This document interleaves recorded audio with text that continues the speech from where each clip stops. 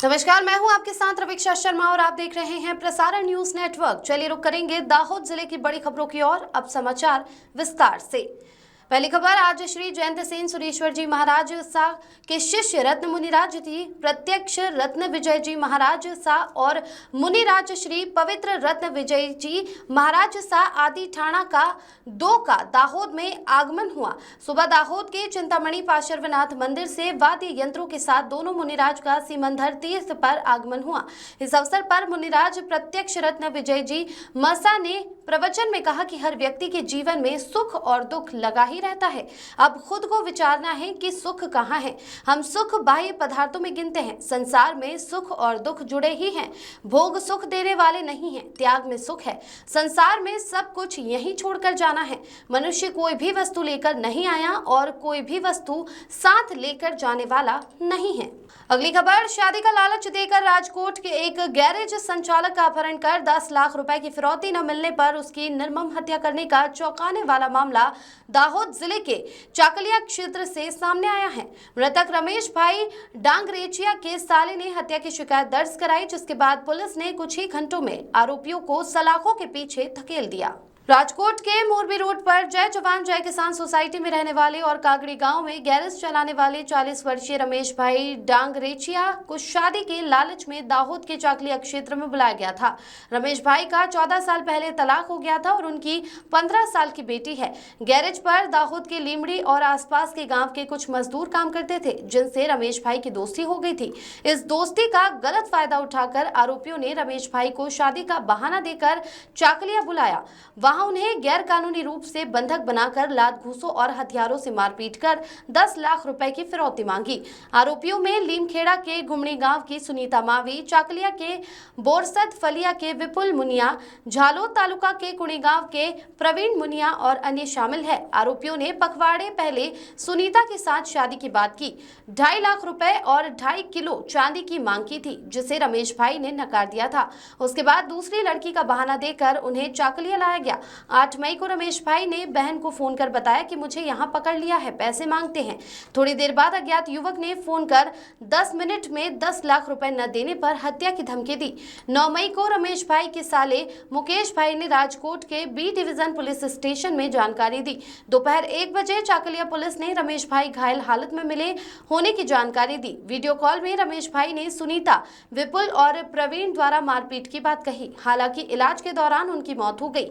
घटना की गंभीरता को देखते हुए दाहोद जिला पुलिस प्रमुख ने तत्काल 5 टीमें बनाकर जांच शुरू की।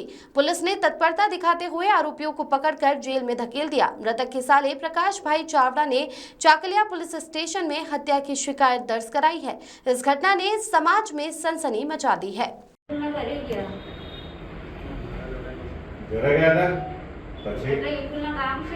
गाम गया પછી એના જોડે તો બાઈક ઉપર હતી આ આગળ જણા સ્ટાર્ટર में ગડેલો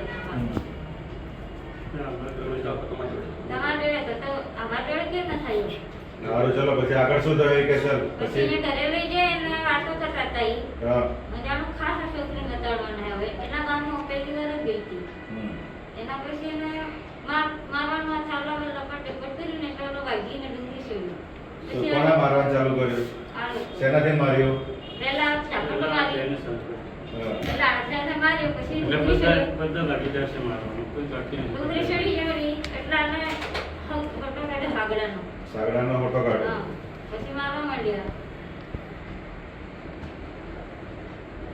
પછી એને માર્યા પછી બેસી જા પર બેહાડ્યો ફોન પર વાત કોણે કરી પછી એના પહેલા એનો મોબાઈલ થી ફોન કોણે જોડે વાત કરાવ્યો પૈસાની માંગણી કરી હતી ને આલે કેટલા પૈસા માંગ્યા હતા પહેલા આને વાત કરી મને કીધું 10 લાખ રૂપિયા કહેવાના 10 લાખ રૂપિયા માંગ્યા હતા પછી પૈસા જાય તો બધાનું ભાગ એવું કીધું મેં કીધું કે એના ઘરે જઈને આવી હતી એના ઘરે જમવાનું બનાવી હતી મેં એને ટકેલા ટકે ખાતા હતા મને ખબર 10 લાખ રૂપિયા તને ના ક્યાંથી માંગાયા હે રોજ કમેન્ટ રોજ ખાતા તો ક્યાંથી લાવે હે 15 દાડા પહેલા અંતે તો જઈ આવી હતી હે કોણ કોણ ગયો તું ને ફ્રેન્ડ બે જણ ગયા હતા ને તો કોણ હતો જોડે અમે તો એના ઘરે તે કામ કરતા હતા ને ઈ એટલે ગયા હતા। अगली खबर, सिंगवर तालुका की मंडेर चौकड़ी पर एक तेंदुए ने बाइक पर जा रहे 2 युवकों पर हमला कर दिया, जिससे भय का माहौल छा गया।